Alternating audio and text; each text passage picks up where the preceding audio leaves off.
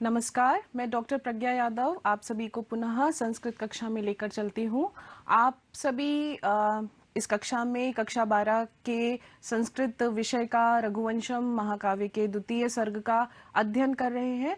आज इस कक्षा में इस व्याख्यान में हम लोग इन बिंदुओं पर चर्चा करने वाले हैं। इस व्याख्यान में सबसे पहले हम लोग पहले के व्याख्यान की पुनरावृत्ति करेंगे। उसमें यह देखेंगे कि अभी तक आपने जो श्लोक पढ़े, कथा कहाँ तक पहुंची, यह कथा कहाँ से प्रारंभ हुई थी। उसके बाद में रघुवंशम के द्वितीय सर्ग के जो 63 और 64 श्लोक संख्या है, उसको हम लोग उसकी हिंदी और संस्कृत में व्याख्या यहाँ देखी जाएगी। उन्हीं श्लोकों के अन्वय के साथ में हम लोग कठिन शब्दों पर चर्चा करेंगे। उसके साथ ही इन श्लोकों में आए हुए काव्यशास्त्रीय तत्वों के विषय पर हम लोग चर्चा करेंगे, उनका अन्वेषण करेंगे। सर्वप्रथम हम पूर्व कथा की पुनरावृत्ति करते हैं। आपने अभी तक देखा कि राजा दिलीप और रानी सुदक्षिणा संतान प्राप्ति के लिए गुरु वशिष्ठ के आश्रम में पहुंचते हैं और वहां पहुंचकर गुरु वशिष्ठ से जब उन्हें यह ज्ञात होता है कि नंदिनी गाय की सेवा का उपाय उन्हें गुरु वशिष्ठ बताते हैं संतान प्राप्ति के लिए, तो वह आश्रम में ही रुककर नंदिनी गाय की सेवा में लग जाते हैं। आपने अभी तक देखा कि 21 दिन तक राजा दिलीप और सुदक्षिणा ने किस प्रकार से नंदिनी गाय की सेवा की। 22वें दिन नंदिनी गाय ने राजा दिलीप की परीक्षा लेने का निर्णय किया और वह गुफा के पास पहुंच जाती हैं, जहां पर एक सिंह द्वारा उनके ऊपर आक्रमण किया जाता है। सिंह से गाय की रक्षा के लिए जब राजा दिलीप अपने शस्त्र उठाते हैं तो वह अपने को शस्त्र चलाने में असमर्थ पाते हैं। तब वह सिंह मनुष्यवाणी में बात करता है और बताता है कि मैं कुंभोदर हूँ, मैं शिव का भक्त हूँ, शिव ने ही मुझे यहाँ पर नियुक्त किया है। यह जो देवदारू का वृक्ष आप सामने देख रहे हैं वो पार्वती जी का बहुत ही प्रिय वृक्ष है। उसकी रक्षा के लिए मुझे शिव ने यहाँ पर नियुक्त किया है। एक बार हुआ क्या था कि एक हाथी ने, वन के गज ने इस देवदारू वृक्ष को क्षति पहुंचाई थी, जिस पर पार्वती बहुत ही दुखी हो गई थी। इस कारण से मुझे यहाँ नियुक्त किया गया है और मैं इस गुफा के बाहर मैं कहीं और जाके अपना भोजन ग्रहण नहीं करता हूँ। यहाँ पे जो आ जाता है वो भोजन मेरा ही होता है। तो इस व्रत की पारणा का जो यह साधन गाय बनी है, इसको मैं नहीं छोड़ूंगा और आप मुझे इस गाय की रक्षा मुझसे कर भी नहीं पाएंगे। आपके ऊपर शिव के प्रभाव से आप शस्त्र भी नहीं चला पा रहे, तो हे राजा दिलीप, आप इस गाय को छोड़कर चले जाइए। लेकिन राजा दिलीप वहां से जाने का निर्णय नहीं करते हैं और यह उसको प्रस्ताव देते हैं कि वह उनको खा ले और गाय को जाने दे। इस पर सिंह के द्वारा बहुत सारे प्रलोभन दिए जाते हैं राजा दिलीप को कि आप अभी नई नई अवस्था के हैं, आपके पास इतना बड़ा साम्राज्य है, आप यह साम्राज्य जो राजा की पदवी है वो इंद्र की पदवी के समान माना जाता है, इसलिए आप इतनी छोटी सी चीज के लिए, इस सिर्फ एक गाय के लिए आप इतने बड़े साम्राज्य को, इतने बड़े आप सुख को कैसे छोड़ देंगे। यह बड़ा ही मूर्खता वाला कार्य है, इस कार्य को आप ना करें। और आप तो हजारों गाय, लाखों गाय को देखकर आप गुरु वशिष्ठ को मना सकते हैं, लेकिन इन प्रलोभनों के बाद भी राजा दिलीप सिंह की बात को नहीं मानते हैं। उसका प्रत्युत्तर आपने देखा पिछली कक्षाओं में कि राजा दिलीप किस प्रकार से हर एक प्रलोभन का उत्तर दे रहे हैं। वो कहते हैं कि यह जो साम्राज्य है, यह जो शरीर है, यह सब भौतिक है, इन भौतिक पदार्थों में हमारे जैसे लोगों का कोई भी विश्वास नहीं होता, आस्था नहीं होती, और इसलिए हे सिंह, इस गाय को छोड़ दीजिए और आप इस गाय को सिर्फ एक छोटी सी गाय, एक सामान्य सी गाय मत मानिए। यह गुरु वशिष्ठ की धेनु है, यह दैवीय धेनु है, इसलिए आपको तो शिव का प्रभाव है, इस कारण आप आक्रमण कर पाए। यह राजा दिलीप बताते हैं कि आप तभी कर पाए, आपका सामर्थ्य तभी हुआ क्योंकि आपके ऊपर शिव का प्रभाव था, नहीं तो आप इस धेनु पर को छू भी नहीं सकते थे, अन्य कोई प्राणी इसको छू नहीं पाता है।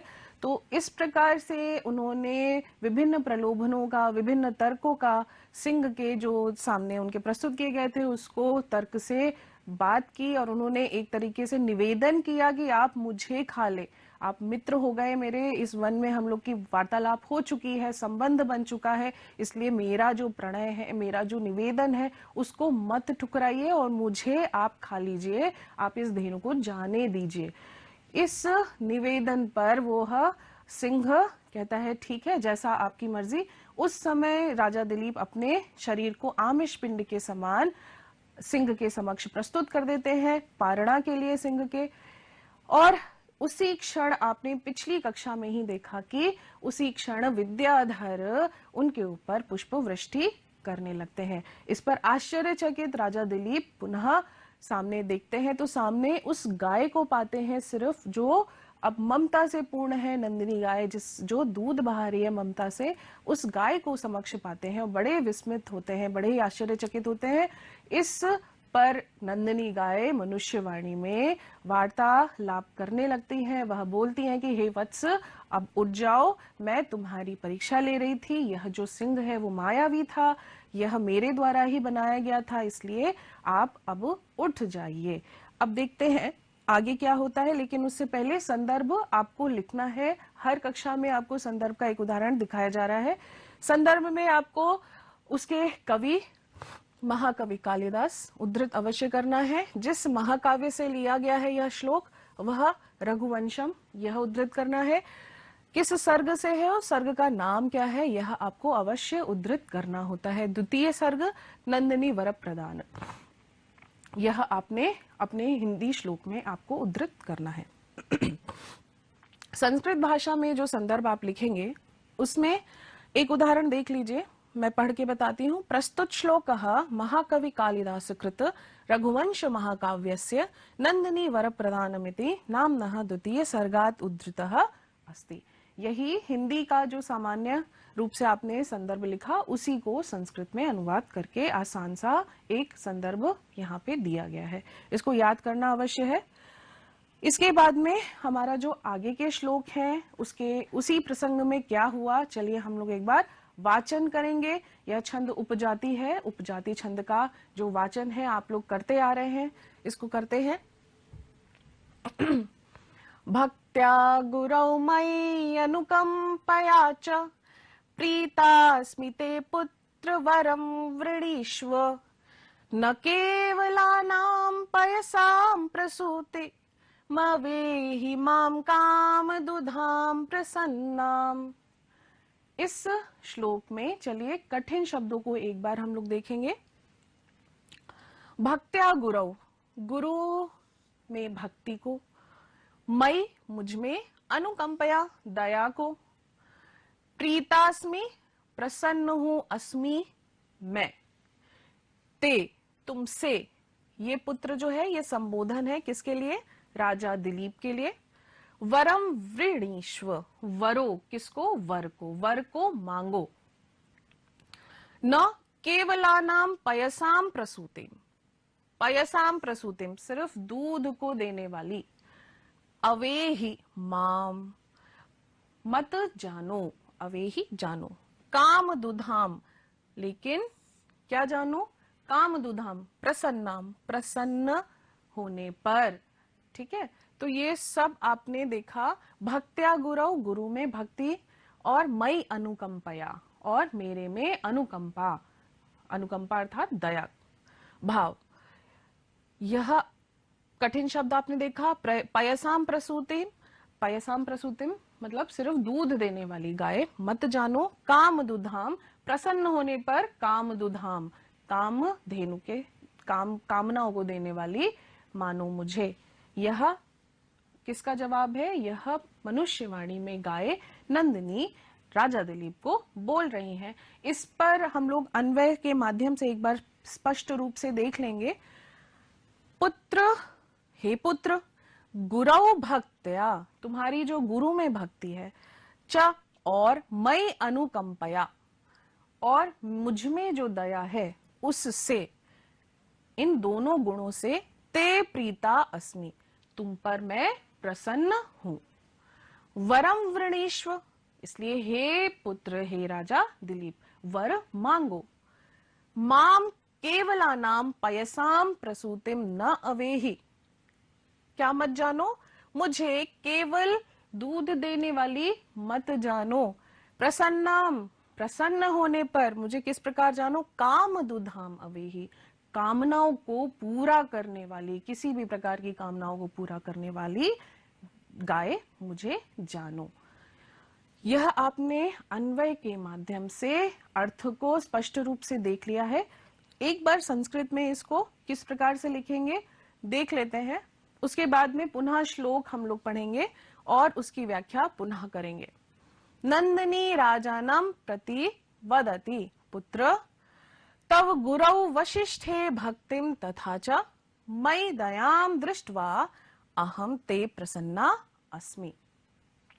त्वम मनोभिलषितं वरम याच, हे राजन माम साधारण दुग्धदात्रीं धेनुं मा जानीहि, वरन प्रसन्ने सति सर्वान् मनोरथान् दात्रीं कामधेनुम् एव जानीहि। यह गाय बता रही है। एक बार पुनः श्लोक में हम लोग देखें किस प्रकार से अर्थ निकालेंगे। अवेहि जानो, क्या जानो, पयसाम प्रसूतिम, न केवल, केवल मुझे क्या नहीं जानो, दूध देने वाली गाय मत जानो, माम प्रसन्नाम, प्रसन्न होने पर मुझे काम दुधाम अवेही, कामनाओं को देने वाली ही जानो। ऊपर की दो पंक्तियों में आपने क्या देखा, भक्त्या गुरौ, गुरु में भक्ति से, और मई अनुकंपया, और मुझ में दया भाव से, प्रीता अस्मि, यह सब देखकर, इन सब कारणों से, प्रीता अस्मि ते, तुम पर मैं प्रसन्न हूँ, मैं प्रसन्न हूँ। यह बता रही है काम, यह नंदिनी गाय बता रही है किस किस लिए, क्योंकि अभी तक जो दर्शन हुए हैं दिलीप के गुणों के, उसमें आपने देखा कि दिलीप बार बार कह रहे हैं कि गुरु वशिष्ठ का जो क्रिया है, जो होम क्रिया है, उसकी जो कारणभूता है यह नंदिनी गाय है, इनको नष्ट नहीं होना चाहिए। और गो सेवा में रत जो राजा दिलीप हैं, उन्होंने यह भी अपने शरीर को त्याग करने के लिए सामने प्रस्तुत किया कि इस गाय का जो बछड़ा है वो अभी माँ की प्रतीक्षा में है, इसलिए इस गाय को जाने दीजिए। यह दोनों गुण जो है अभी तक राजा दिलीप के दिखाई पड़ रहे हैं, न्यायप्रियता के साथ में ही। तो गाय ने भी यही दोनों गुणों को सामने प्रस्तुत किया और बताया कि वह क्यों प्रसन्न है। इसलिए प्रसन्न है किसकी, तुम्हारी गुरु में भक्ति से, और मेरे ऊपर जो दया भाव है उससे मैं तुम्हारे ऊपर प्रसन्न हूं, यह उन्होंने यहाँ बात बताया। और इसलिए वह प्रसन्न होकर बता रही हैं कि कोई भी वर मांगो, मुझे साधारण धेनु मत मानो जो सिर्फ दूध देने वाली धेनु होती है, मैं कामनाओं को पूरा करने वाली धेनु हूं। यदि मैं प्रसन्नाम, मैं प्रसन्न होने पर सभी कामनाओं को पूरा करने वाली धेनु हूं, ऐसा जानो। यह आपने इस श्लोक में देखा, नंदिनी की वाणी से आपको यह बताया गया। नंदिनी का परिचय उन्होंने स्वयं दिया, उनकी दैवीय शक्ति का परिचय उन्होंने स्वयं दिया, और जिसलिए राजा दिलीप आश्रम में आए थे उसकी एक तरीके से उस कामना की पूर्ति का समय आ रहा है। नंदिनी गाय प्रसन्न हो रही है, वह स्वयं कह रही है कि वर मांगो। तो यहाँ पे यह दिखाया जा रहा है इस श्लोक में। इस श्लोक में उपजाति छंद है, यह उद्धृत करना है। काम दुधाम, यह या कामान दुग्धि इति सा बहुव्रीहि समास का उदाहरण है, आपने यहाँ पर देखा। आगे के श्लोक में हम लोग पढ़ेंगे कि वह प्रसन्न हो गई है। अभी नंदिनी ने कहा कि कोई भी वर मुझसे मांगो, तो अब क्या होता है इस श्लोक में हम लोग देखते हैं, और देखते हैं कि किस प्रकार से इसका वाचन होगा। ततः समानीय समानितार्थी हस्तौ स्वहस्तार्जित वीर शब्दः वंशस्य कर्तारमनंत कीर्तिम सुदक्षिणायां तनयं ययाचे। देखिए कामना जो लेकर आए थे राजा दिलीप, उन्होंने वह मांगा भी। जब नंदिनी ने यह प्रस्ताव रखा कि मुझसे कोई भी वर आप मांगिए, तो क्या हुआ उसके आगे? ययाचे, मांगा। क्या, किसने मांगा, क्या मांगा, देखते हैं हम लोग। ततः, उसके बाद में जब नंदिनी गाय ने यह प्रस्ताव रखा, समानीय, मिलाकर के, किसको? हस्तौ, दोनों हाथों को जोड़ करके, स, वह राजा, उस राजा दिलीप ने, वह राजा दिलीप कैसे थे? देखिए, मानितार्थी और स्वहस्तार्जित वीर शब्द, जो मानितार्थी, जो याचकों को देने वाले थे, उन राजा दिलीप ने, और जो अपने हाथों से वीर शब्द जिन्होंने स्वयं अर्जित किया था, ऐसे राजा दिलीप ने समानीय हस्तों, दोनों हाथों को मिला करके, ययाचे, याचना की। क्या याचना की? सुदक्षिणायाम, सुदक्षिणा अर्थात उनकी पत्नी सुदक्षिणा में, तनयम, पुत्र को, ययाचे, मांगा। कैसे पुत्र को मांगा? वंशस्य कर्तारम, जो वंश को आगे बढ़ाने वाला हो, और अनंत कीर्तिम, जिसकी कीर्ति अनंत रूपा हो। इस प्रकार यह दोनों तनय अर्थात पुत्र के विशेषण, कैसे पुत्र को उन्होंने मांगा? जो वंश परंपरा को आगे बढ़ाने वाला हो और जिसकी कीर्ति अनंत दिशा में फैली हो, ऐसे पुत्र को किसमें मांगा? सुदक्षिणा में मांगा। यह आपने इस श्लोक में देखा। एक बार अन्वय के माध्यम से हम लोग देखेंगे स्पष्ट रूप से। ततः, उसके बाद में यह जो कथा अभी तक हुई, वर मांगो ऐसा गाय ने कहा। उसके बाद मानितार्थी स्वहस्तार्जित वीर शब्दः सह हस्तौ समानीय वंशस्य कर्तारम अनंत कीर्तिम तनयम सुदक्षिणायाम ययाचे, मांगा। किसने मांगा? उस दिलीप ने। कैसे दिलीप ने? मानितार्थी, जो सभी को देने वाला था, जो याचकों को देने वाला था। स्वहस्तार्जित वीर शब्द, जिसने अपने ही हाथों से, अपने ही पराक्रम से, किसी और के पराक्रम से नहीं, किसी और के वीरता से नहीं, स्वयं के अपने हाथों से ही जिसने वीर शब्द को अर्जित किया था, वीर की उपाधि अर्जित की थी, ऐसे उस दिलीप राजा ने हाथ जोड़ करके, यहाँ विनम्रता को बताया जा रहा है कि वह राजा भी हैं और वह पराक्रम से परिपूर्ण भी हैं, और वह मानितार्थी अर्थात याचकों को देने वाले हैं। जो देता है वो कभी ना कभी अहंकार से भर जाता है और यह उसका एक अवगुण भी हो जाता है। आपने देखा सामान्य रूप से कि वह याचकों को देने वाला है, लेकिन यहाँ पे वह किस प्रकार से? हस्तौ समानीय, दोनों हाथों को जोड़ करके विनम्रता से, वंश से कर्तारम अनंत कीर्तिम, वंश के परंपरा को आगे बढ़ाने वाले वंश कर्ता रम अनंत कीर्तिम,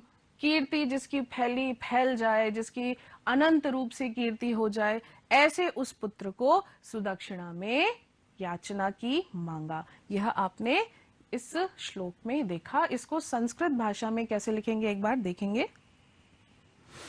नंदन्या वरम वरय इति कथनोपरांते दान कर्मणा याचकान संतुष्ट करता तथा च स्वबाहुबलेन वीर इति उपाधिं धारण करता चक्रवर्ती राजा दिलीपः स्वहस्तौ संधाय स्ववंशस्य कर्तारम अनंत कीर्तिम पुत्रम सुदक्षिणायाम गर्भे अयाचत। ये आपने इस श्लोक में देखा। इसकी संस्कृत व्याख्या में यहाँ जो भाव है वह दिलीप के जो विनम्रता है और जो एक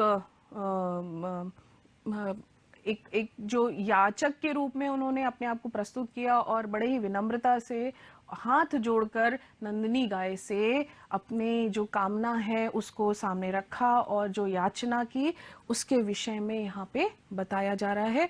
ये जो दिलीप के जो विशेषण है उसको विशेष रूप से आप लोग ध्यान देंगे, उसको अपनी व्याख्या में अवश्य लिखेंगे। स्वहस्तार्जित वीर शब्द, जिसने अपने ही हाथों से वीर शब्द को अर्जित किया था वह राजा दिलीप, और समानितार्थी जो याचकों को देने वाला था, अर्थात उनकी स्थिति ऐसी थी कि पुत्र ना होने के वजह से वह राजा दिलीप जो हजारों लोगों को, हजारों याचकों को अर्थ देने वाले थे, दाता थे, उन्होंने अपने हाथों को जोड़ करके विनम्रता के साथ में उस नंदिनी धेनु से अपनी पत्नी सुदक्षिणा के गर्भ में एक पुत्र को, और कैसे पुत्र को, जो वंश का कर्ता हो और जिसकी कीर्ति अनंत रूप से फैले, ऐसे पुत्र को सुदक्षिणा के गर्भ में मांगा। यह आपने इस श्लोक में देखा। इसके भी भाषा और शैलीगत विशेषताओं में उपजाति छंद का आप लोग इसको उद्धृत करेंगे कि यह उपजाति छंद का उदाहरण है। समानीय में सम, आ, नी और ल्यप प्रत्यय लगकर यह पद बनता है। ययाचे में याच धातु पर लिट लकार के रूप में आपको यह रूप मिलेगा। यह व्याकरणात्मक टिप्पणी में आपने देखा। आपके यह जो श्लोक है उसके ऊपर आधारित जो प्रश्न है उनको आप लोग यहाँ पे देख लेंगे। प्रसन्ना भूत्वा काम दुधा का, प्रसन्न होने पर काम दुधा, कामनाओं को देने वाली कौन थी? नंदिनी गौ। उसके बाद मानितार्थी इति विशेषणम कस्य कृते प्रयुक्तः, मानितार्थी जो याचकों को देने वाले थे, ऐसे इस प्रकार मानितार्थी विशेषण किसके लिए प्रयोग किया गया है श्लोक में? आपने देखा राज्ञा दिलीपस्य कृते प्रयुक्तः। कह हस्तौ समानीय सुदक्षिणायाम तनयम ययाचे, कौन हाथ को जोड़ करके सुदक्षिणा में पुत्र को किसने मांगा? किसने मांगा? राजा दिलीपः। यह आपने यह मुख्य बिंदु के रूप में इन प्रश्नों को देखा। आपने 2 श्लोक पढ़े, उसमें आपने देखा कि नंदिनी गाय ने उनका जो प्रण था, जो एक याचना थी जिसके कारण वह गुरु वशिष्ठ के आश्रम आए थे, उस कामना की पूर्ति के लिए प्रसन्न होकर स्वयं ही वर को मांगने का प्रस्ताव रखा। और उस धेनु ने यह उद्धृत किया कि वह वशिष्ठ, गुरु वशिष्ठ में राजा की जो भक्ति है उसको देखकर प्रसन्न हुई हैं, जो स्वयं अर्थात गाय में अपने में जो उनकी दया उन्होंने देखी उस पर वह प्रसन्न हुई हैं, और इसलिए प्रसन्न होने पर वह कामनाओं को देने वाली है। इस प्रकार से उन्होंने राजा दिलीप को अपना परिचय देते हुए वर को मांगने के लिए कहा। और आपने दूसरे श्लोक में यह देखा कि राजा दिलीप ने जो कामना उनके मन में थी, जिस कामना की पूर्ति के लिए गुरु वशिष्ठ ने नंदिनी धेनु की सेवा का उपाय बताया था, उसके लिए, उस कामना की पूर्ति के लिए उन्होंने अपनी जो सुदक्षिणा के गर्भ में एक पुत्र की याचना उस गाय नंदिनी से की। यह आपने 2 श्लोकों में देखा, और इन प्रश्नों के माध्यम से भी आपने उन बिंदुओं पर एक बार पुनः दृष्टि भी डाली। अभ्यास कार्य में आपने इन दोनों श्लोकों को आपको संदर्भ के साथ में व्याख्या अवश्य करनी है, और इन व्याख्या में जो विशेषण होते हैं उन विशेषणों के ऊपर विशेष रूप से आपको जोर देना चाहिए, क्योंकि वो विशेषण जो है वो भाव को अभिव्यक्त करने का एक बहुत ही महत्वपूर्ण साधन होते हैं। कवि का जो भाव होता है वो विभिन्न विशेषणों के माध्यम से आपको दिखाई पड़ता है।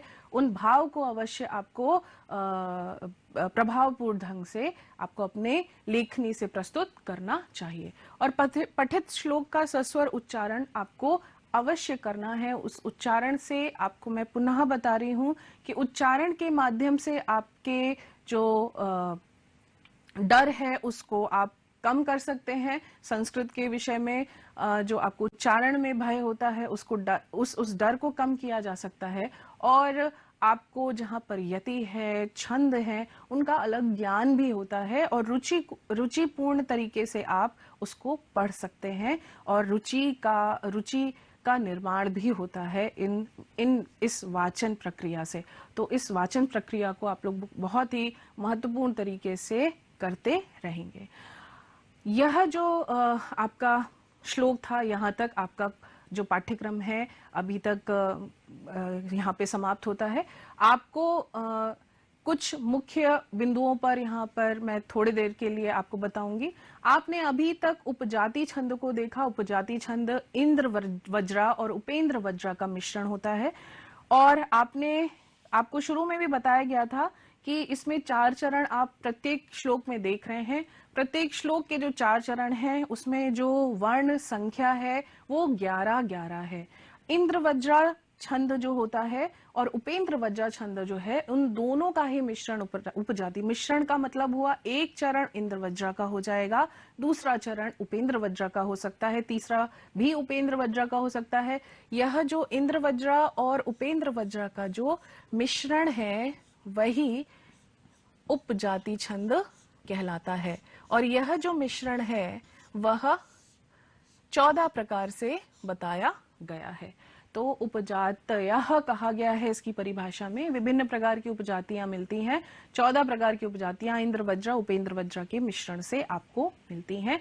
साधारण से शब्दों में आप यह जानिए कि इंद्र वज्रा जो छंद होता है उसका प्रथम जो अक्षर है वो दीर्घ होगा, उपेंद्र वज्रा का ह्रस्व होगा। और पहचानना आपको छंद के परिचय से ही होता है। और उपजाति में 11-11 होते हैं वर्ण संख्या। और मिश्रण आपको इंद्र वज्रा और उपेंद्र वज्रा का अलग अलग प्रकार से मिलेगा। इसके बाद में आप कालिदास के महत्वपूर्ण जो वैशिष्ट्य है उसको आपने द्वितीय सर्ग के विभिन्न श्लोकों के माध्यम से देखा, जिसमें आपने जो काव्य शास्त्रीय तत्व हैं वो एक बार मैं बता चुकी हूँ, जो कला पक्ष में आते हैं। काव्य शास्त्रीय तत्व में आपको रस, छंद, अलंकार, यह छंद में आपने उपजाति का परिचय लिया। यहाँ पर उदाहरण भी आपने कई देखे। अलंकारों में आपने उपमा अलंकार, उत्प्रेक्षा अलंकार, अनुप्रास अलंकार और विभिन्न अलंकारों के यहाँ पर दर्शन किए, जिसमें उपमा के आपने जो गरिमा देखी कालिदास की, वह महत्वपूर्ण रूप से आपको उद्धृत करनी चाहिए। और बड़े ही प्रकृति, जो हिमालय का दृश्य है, जो धेनु के पीछे उनका स्वभाव है, जो सेवा वह कर रहे हैं, जो एक प्रकार से जो उनका क्रियाकलाप है वो कितने सुंदर ढंग से कालिदास द्वारा विभिन्न अलंकारों, विभिन्न विशेषणों के माध्यम से आपके सामने प्रस्तुत हुआ है। यह बहुत ही प्रशंसनीय है। इसको अवश्य पुनः एक बार पढ़ेंगे। और आपने द्वितीय सर्ग में रघुवंशीय राजा दिलीप के विभिन्न गुणों के विषय में पढ़ा, जिसमें आपने उनकी सेवा परायणता को देखा, गुरु भक्ति को देखा, न्याय प्रियता को देखा और त्याग को देखा, जो कि रघुवंशीय राजाओं के जो गुण हैं वह आपको पूरी तरीके से कालिदास ने इस द्वितीय सर्ग के माध्यम से दिखाए हैं। तो रघुवंशीय राजाओं के विषय में जो उन्होंने प्रथम सर्ग में लिखा कि त्यागाय संभृतार्थानाम सत्याय मित भाषिणाम यशसे विजगीषूणाम प्रजायै ग्रह मेधिनाम, यह जो आपने श्लोक पढ़ा, एक उन्होंने प्रशंसा की इन श्लोक के माध्यम से। एक प्रकार से उन्होंने दिलीप राजा के गो सेवा के माध्यम से आपके समक्ष रखी। यह आपने द्वितीय सर्ग में पढ़ा। तो इस द्वितीय सर्ग को यहीं पर हम लोग पाठ्यक्रम के आधार पर यहीं पर समाप्त करते हैं। तब तक के लिए धन्यवाद।